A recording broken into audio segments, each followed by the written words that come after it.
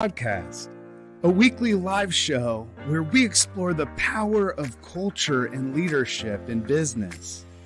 I'm Ryan McCarty. And I'm George Rogers, and we go live every week to learn from each other and hear from other experts about how to effectively champion our team members and ourselves.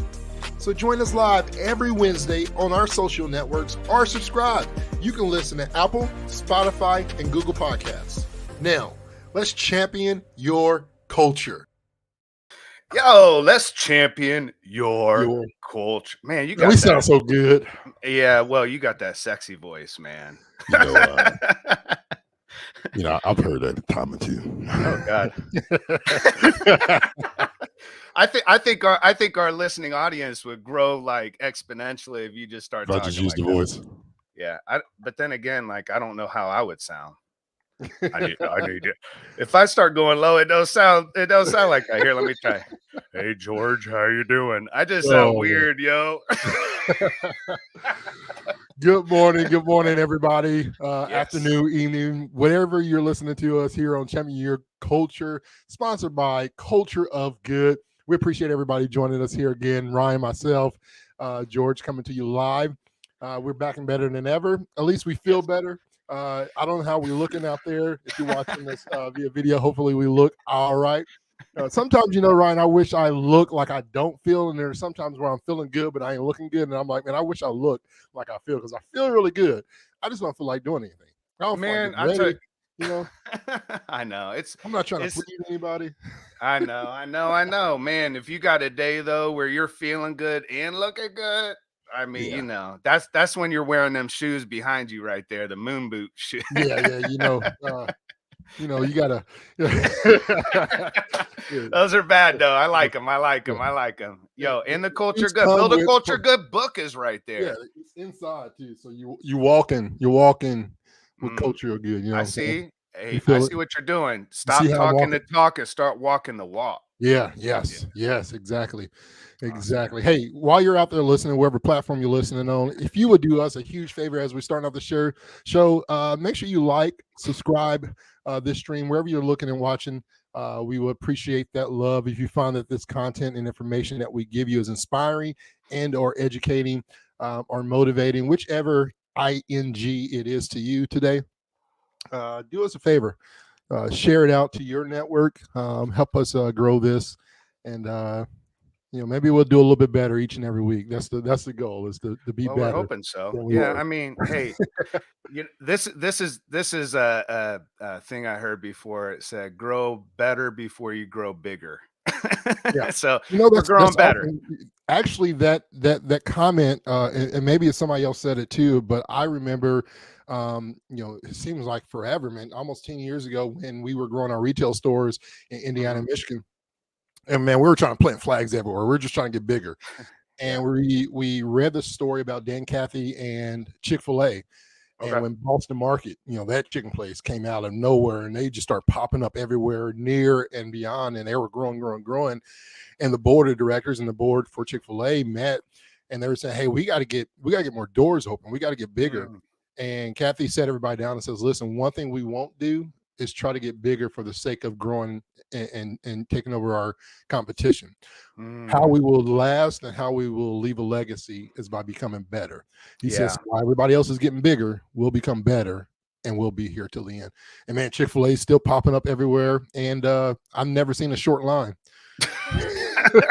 Have you ever driven up to a Chick-fil-A where they have like 6 lanes of traffic, people outside in booths, people running up to your window? I mean, it looks like chaos, but honestly, the amount of cars they get through there, and then you drive up to like McDonald's, and they went with the 2 lanes, but it just means that it takes twice as long now. Yeah. You know what I'm saying? Yeah. Like it's like so interesting that when you really work on becoming, how do we move the needle and become better at this, right? The customer experience, the employee, the feeling of connection for employees. I mean, I would imagine that everyone out there is experiencing, the difficulty of finding the talent that you're really looking for and wanting, and those entry level jobs. I just can't imagine continuing to build in Yeah. that space, and so many of us are out there doing that. And I think it's just amazing to watch. Yeah. Sometimes I have a hard time finding my left shoe, and it's like some of your businesses out there are doing really good. And yeah, that's the thing, man. It's like, what are we building with? Yeah. And I think that really does sustain us long term, is like, if we're building with the right people and we're equipping them and giving them the right skills and development and really the ability to succeed. Yeah. When we go in and we work with companies, one of the biggest things is, are you giving people the ability and the space to succeed and this really leads into what we're talking about today, is not just employee engagement, but employee effectiveness. Like, Right. how effective are our employees? It doesn't sound as sexy, man. Yeah. Employee engagement sounds really kind of still sexy. The problem is we're not getting any better at it. We're, Yeah. like, so Yeah, it's a struggle because I think one thing that's certain, but i- and we don't take in consideration is uncertainty. Like one thing that is going to that's going to happen every day is uncertainty. I don't know how Ryan's going to show up. I don't know how George is going to show up. I don't know how the rest of my team is going to show up. I know that they will be here physically, but where are they mentally? Where are they yeah. emotionally? Right? Where Hmm. where are they at? Financially, and what does that do? How's their family? How's their home life? What was their drive like? Right? All we need Yeah. is that one or two slow person, or that person that's blocking traffic to irritate our bones. You know, how are we going to show up at work for people? Right? That's the expectation. How am I showing up for you as a team member? Let alone, we don't think as leaders, how's this person showing up for themselves? Like, where are they at for them? And Yeah. are they at peace with their life or where they are at the moment? Right?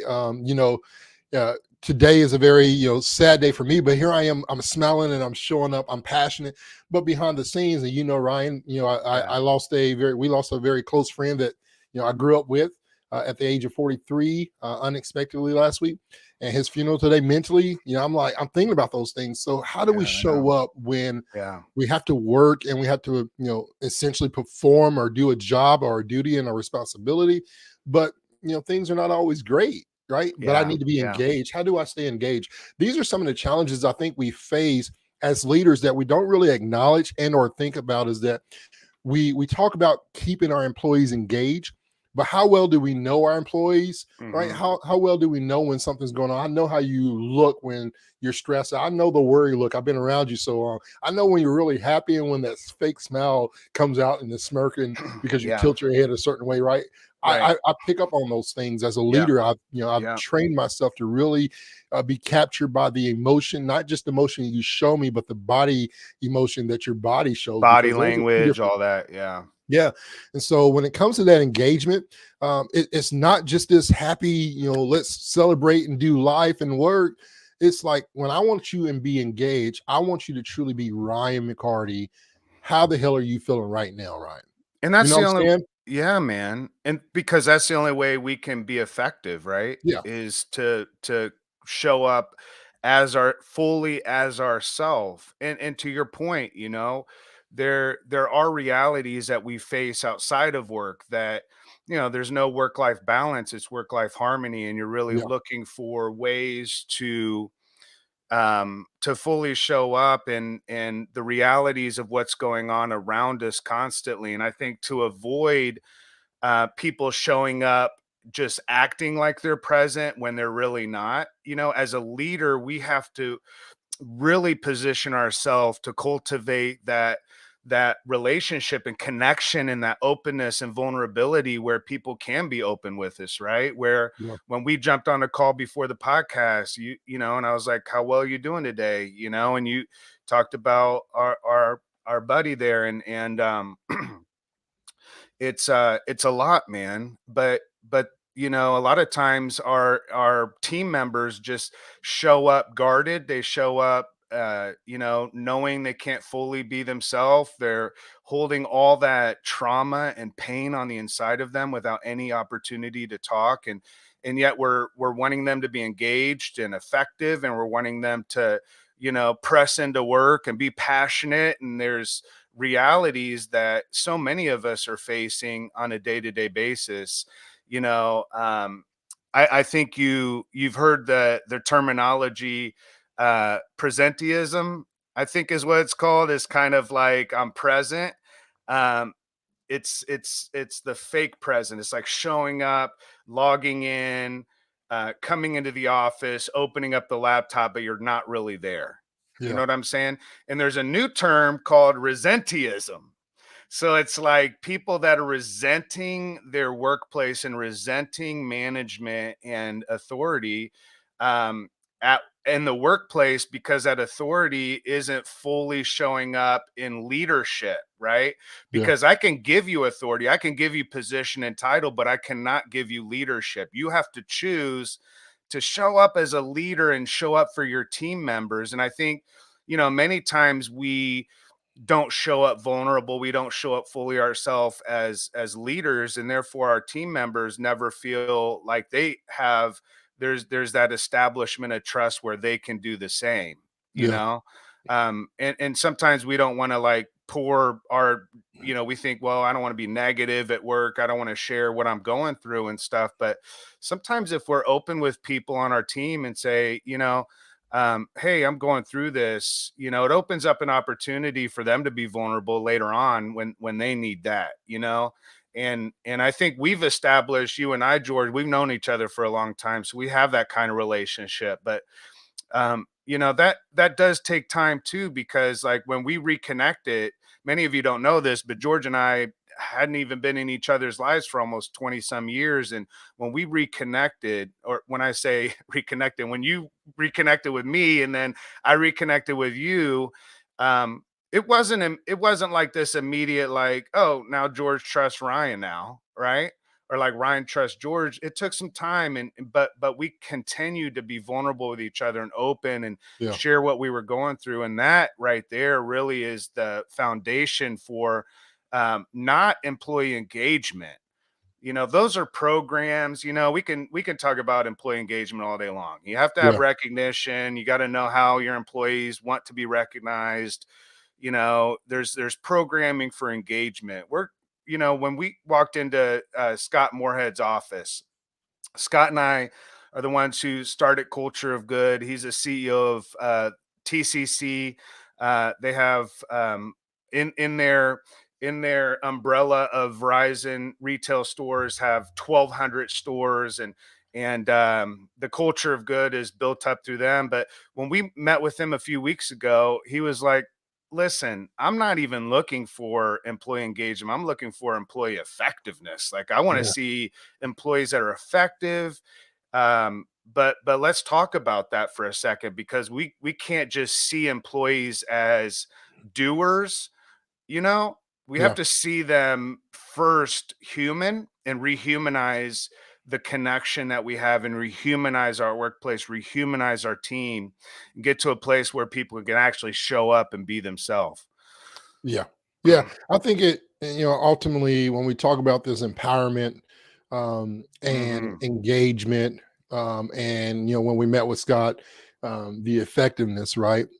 How do you go from an engaged mindset to an effective? How do we create that? And we talk about those engagements, and there's like, there's ways to recognize and awards and things of that nature. There's companies out there that you can partner with, that do a great job at providing those type of solutions for your team. Even from a data standpoint, knowing your team and where you are in that engagement cycle. And we can talk about, the 9 ways or the 5 ways. We can come up with all these different ways of empowerment and building a strong connection with your team, setting those clear expectations and boundaries, Yep. open communication, delegation tasks that help them, stay effective, allowing employees to, make their own decisions, like giving them that lead way, the resources, the tools to be able to get into that, that realm where, hey, they feel like they've been empowered to make decisions, within the guardrails, right? You don't want them just going off the cliff. uh, providing guardrails and Yeah. structure that allows them to make a decision, and maybe that decision is not always the best decision, but it is a decision. We struggle with employees making decisions sometimes. And so empowering them to be engaged in those opportunities. And then, we throw around the word ownership, and we've been talking about this for a while, Ryan, right? Yeah, man. How do we get employees to take ownership? And my thing is coming from a owner operator mindset and being in those positions. And I used to say, hey, I need you to be all in. I want you to act and think like an owner. The problem is that I wasn't paying and investing like an owner, right? And If you're not paying them or allowing them to be invested as an owner, it's impossible for them to work like an owner. I just want to put that out there. No employee should ever feel pressured to be, think, and act like an owner. You're the owner. You're the CEO. You be who you're supposed to be and empower them to be who they are. Now, what they can't own and what they do own is something that you should be invested in the most, and that's your culture. They own it. Because how they feel, believe, and behave most of the time is going to dictate the success on the inside, internal side of your business. And when it comes to longevity, and when it comes to the greatest ROI, time, how much time are you wasting trying to replace good people because you didn't want to invest in them and the culture of your business? I'm going on a rant, Ryan. No, it's a huge cost, man. Day long. It's a huge cost. Here's what I want to do. Ric Flair. Woo! Woo! What is that? That Ric Flair drop? Yeah. And what I want to do, I want to take a quick break because I want to do the craziest shit in HR, and then when we come back, we're going to look at what does it mean for exactly what you said for employees to take ownership, right? Yeah. Because they won't take ownership of the business alone. What about them taking ownership of the business culture? Yeah. That is a component that you just brought up that we'll talk about. What does that even mean? But first, I want to introduce a new segment to Champion Your Culture podcast, and that is the craziest shit in HR that we found this past week.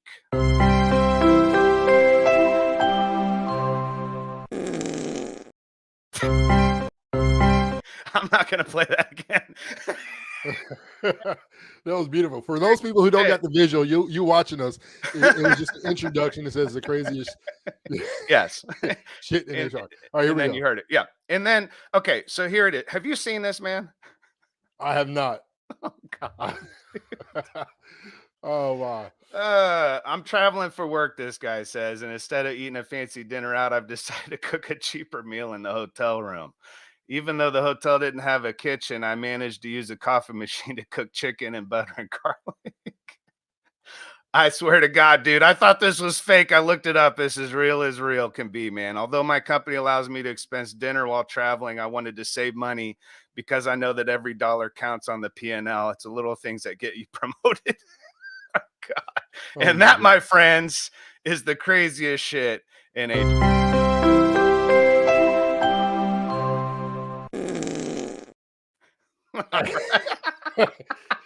I just want to see the final product. Like I'm really I need to know who posted that. It looks like LinkedIn. I'm not gonna lie. I noticed the background a little bit. That's LinkedIn for sure, man. That's 1000% LinkedIn, man.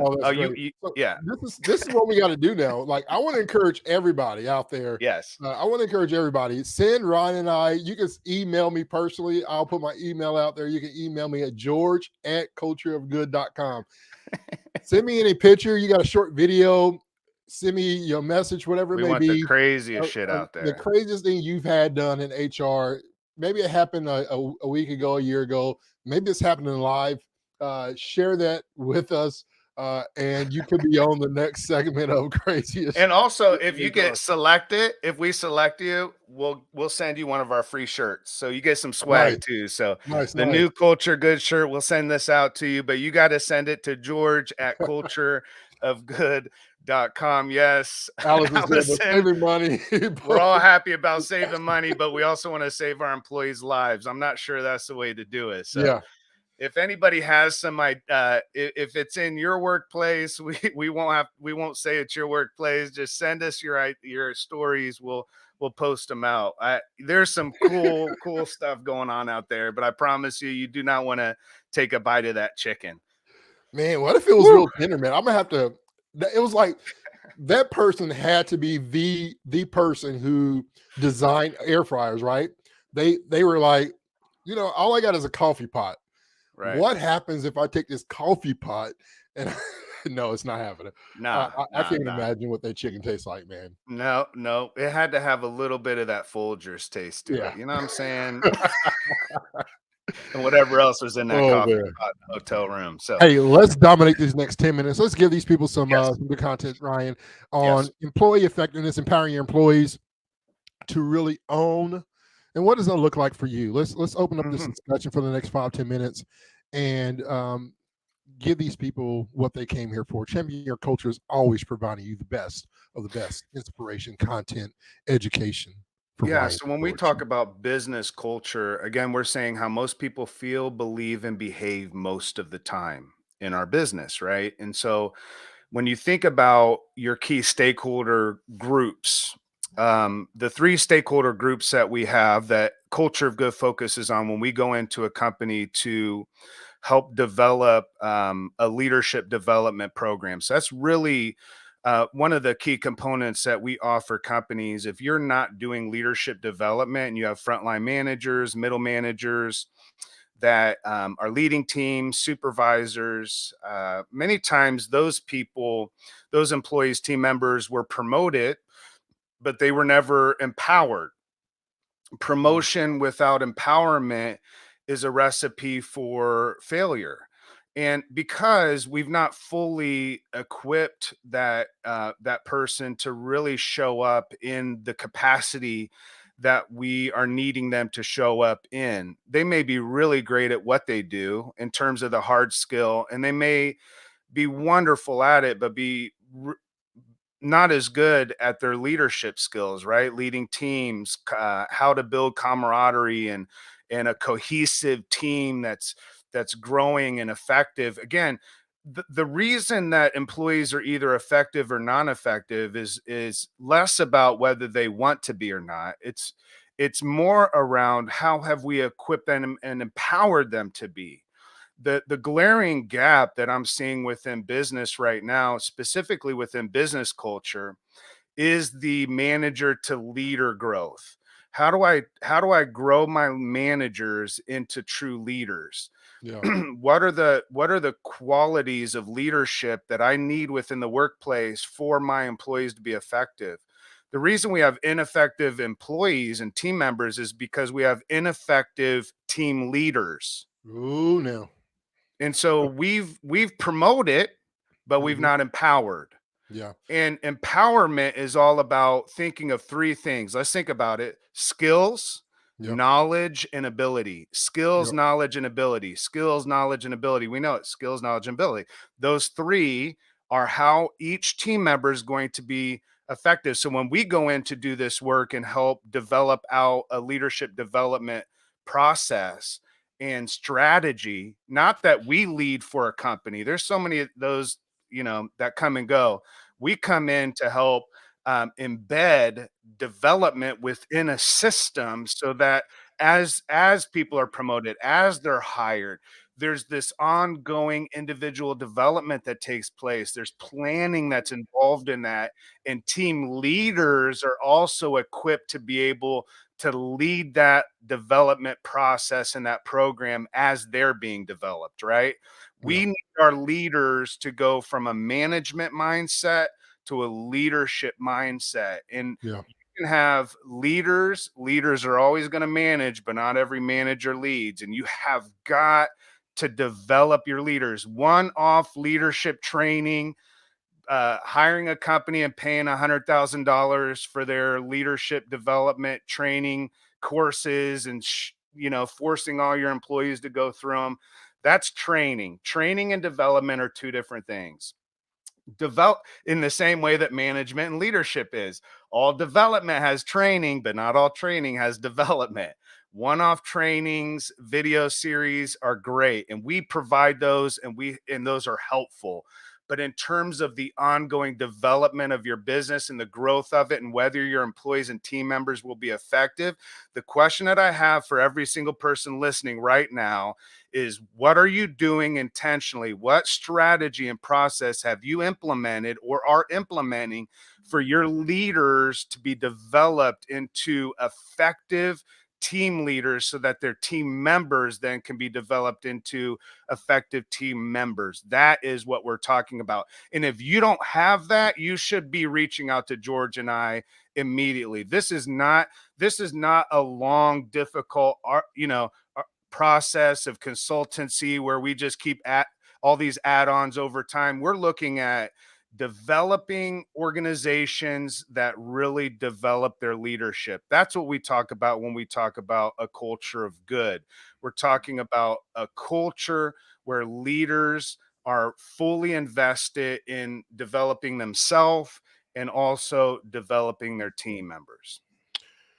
Yeah, when it comes to, I'm glad you broke down and defined it, the empowerment, because I think there's different perspectives when I think of that, and the competencies of it, like are you healthy when it comes to that engagement and empowering, and when I say healthy, when we talk about healthy engagement, we're talking about the outcome being effective, right? When you have Right. healthy engagement, the outcome should be effectiveness.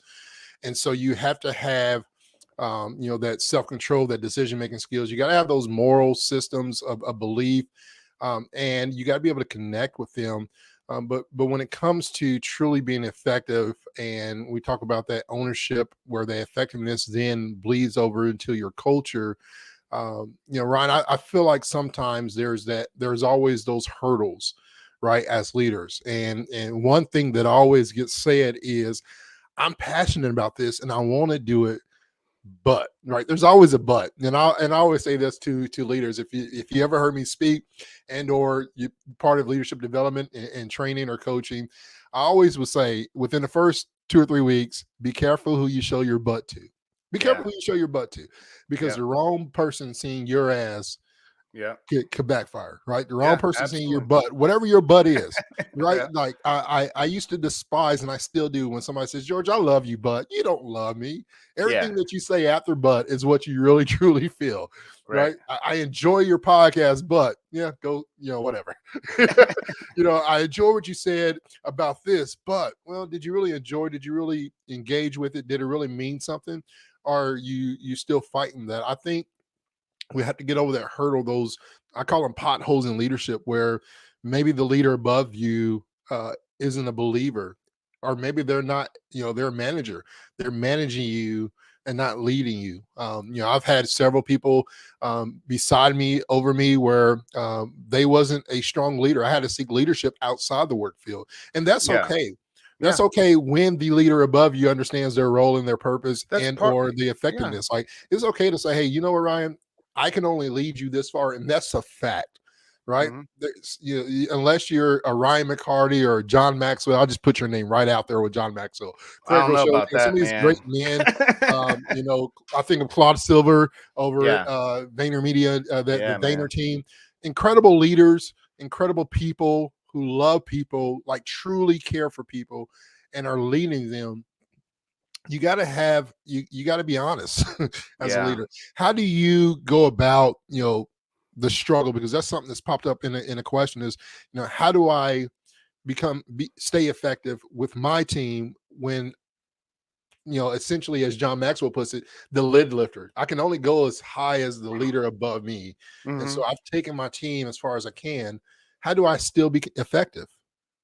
Well, the question is going to be is you may not be able to be as effective within the organizational ecosystem, but you can be effective within your team.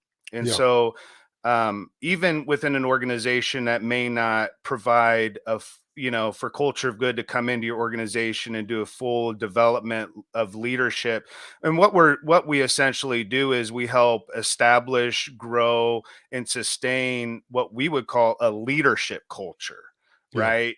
That's a whole separate thing, but we not only do that. So for those companies that may not have that, if you do have personal development opportunities, we provide individual coaching, right? So one of the things that you can do is always be a learner. You can always be growing. myself, George, we're always seeking out knowledge. We're always seeking out new skill development. We're always asking ourselves, how can I get better before Yeah. I grow bigger, right? My team, me as a person, before I'm promoted, before I get there, right? To maybe that next level, or maybe I'm not even looking for that, whatever it is. How do I get my team to be more effective and my team members to be more effective? It all really comes down again to you individually as a leader, and how are you developing yourself and how connected are you to that. At Culture of Good, we do that full ecosystem of leadership culture, but we also provide individual one-on-one coaching, which is 6 months. It's a half hour every other week. And we base it on your strongest 5 dominant skill sets that you have, your strengths, and we grow from that, and we help you to develop and grow your team from that place. Because once you know your strengths, you can identify the strengths in your team members, and then you can build up from that place. So I would say either look at Culture of Good as an opportunity to establish, embed, and grow a sustained leadership culture as a system within your business. But if you don't have that form of support or that level of support, consider reaching out to myself or George. It's our first name, at Culture of Good. Reach out to us. We have coaching opportunities, one-on-one individual coaching that will take your leadership to the next level. I promise you that it just does. When you have accountability and you have an action plan, you can take that now. And I'm actually doing that with someone. I know we're almost out of time here, but I'm doing that with someone right now. I'm coaching them individually, and they're taking what they're learning and building that into their leadership development for their team. Yeah. It's pretty cool stuff, man. And I know we're kind of out of time and I'm still rambling. So here we Oh, are. you're good. I mean, time is of the essence. We still got more time. Let's recap, and maybe we can end this with something. When it comes to, and I'll ask you this question, and it can be the end: employee effectiveness. And we go to empowering your employees to own the culture. We talk about the effective part of it. And he's live, ladies and gentlemen. He's getting the battery so it doesn't go down. But when it comes to the culture part of it, owning your culture and taking it to the next level, let's end it with that. We talked about engagement. We talked about empowering, so that engagement goes from engagement to effectiveness. How do we now own the culture? How do you say that in a short sentence to where an 8-year-old can understand? How do we own the culture? We Geez, George, you throw this at me really quick. Hmm. Accountability. I'm not sure an 8-year-old knows that, but I really think that we have to feel accountable to how others are feeling, believing, and behaving, right? Yeah. In order for me to own the culture, I have to know first what the culture is. I mean, this is a far deeper conversation, Yeah. right? Because we're talking values, mission. I go into companies all the time. I can walk down the hallway and ask some of their top leaders, what are your values as a company? And there's just nothing there. I mean, in terms of like whether we're really serious about building a workplace when people really want to do this or not. And it really comes down to, do I feel a sense of accountability, not just to getting a paycheck every other week, but to the very cause and the reason why the business is in business in the first place? Yeah. And if that's not been communicated beyond we're in business to make money, if that's not been communicated, I mean, there's no way. They're not taking ownership of something that is blurry, fuzzy, and not been clearly defined. Yeah. So the way that people take ownership of your culture is you first have to clearly define what your culture is, why you're in business, and then build accountability tactics within a process and a strategy, so that over time people see that when I am involved and I feel empowered, this is what's in it for me. I feel more connected to my team. I I have opportunity for growth within the organization. I have opportunity to be able to impact the workplace, but also my community. There's all kinds of components to that, but really it comes down to, do our employees know why they come to work beyond a paycheck, and what is their why, and how have we curated a culture that helps them discover that? When they discover their why within the workplace, now they have something to take because it's theirs. If it's just your values and your mission and your ideas, and it's not their mission and their values, it's not connected and it's not their why, there's nothing to take ownership of, because it's like what you said. We can't ask somebody to take ownership and not pay them as an owner. Right. So they take ownership over their why they come to work every day beyond a paycheck. That is taking ownership of the culture to me. Yeah, that culture of empowerment. Took me a second to get there. Sorry. Yeah, you're good. I think the culture of empowerment, it really, and I'll wrap this up with this. I believe I've seen the evidence of the culture of empowerment and where it goes from engagement to effectiveness in an individual. When it happens from an individual to a team in a department, from a team in a department to a company thing, it unlocks the true potential, not just of the individual, not just of that team, but the true potential of the company. And I think sometimes that true potential of a company is also beyond the vision of the owner. Like, I didn't see this happening. I didn't see this coming together like it is. Why? Because we truly empowered. The culture of empowerment really moved. And when it does that, Ryan, it increases the performance. It promotes well-being. It promotes mental health. It promotes that passion of the why. All these things come in alignment in that establishment of trust beyond work, to trust to an individual in that relationship. Man, that's sustainable growth. That is healthy retention. That is a culture of good. Yeah Is that a good plug? You like that? Hey, we can't that's it, man. We can't have a powerful culture with people that are not empowered to really show up, man, and contribute in ways that are meaningful too, where they feel like, I'm here. I'm here, and I know that my contribution matters, and I know that because I matter. That leaders care about me. And I just want to end by saying, if you're on with us, and George mentioned earlier, in a vulnerable way, just what he's going through, what I'm going through today, and we just want to say that we understand, and just sending love out to all those leaders out there that are really facing their own realities and challenges, maybe at home, relationships, things going on. And these conversations, sometimes we're talking about empowerment, and you got all this other stuff going on, and we just want to send you love right now, good vibes, and let you know that that we feel it today. We're with you, and we're hoping for the best. Good days are ahead, but we know some days are more difficult than others. So George, I love you, man. It's a difficult day for us, bro, but especially for you, this is it's a lot, man. I just want to send you love, homie. I appreciate it. Love everybody out there as well. And listen, it's okay to not be okay, but it's not okay to stay not okay. By if yourself. You are by yourself. Yeah. If you are going through something, find a brother, a sister, a friend, a stranger.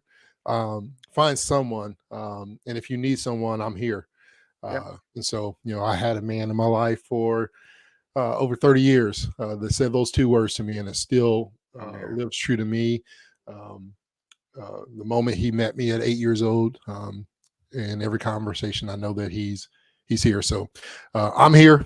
Ryan's here. Culture Good is here for your support. We appreciate everybody joining us today here on Champion Your Culture, the podcast sponsored by Culture Good. Culture Good. We hope that you have a great day, a great week, and more than anything, keep on leading the life you love. Yeah.